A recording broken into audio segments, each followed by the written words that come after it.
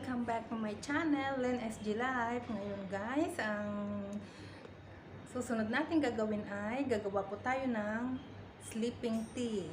Para po sa mga hindi makatulog, yan, gagawa po ako ng sleeping tea. So, tara guys, ipapakita ko sa inyo kung ano yung mga ingredients at kung paano gawin ang sleeping tea. See you later!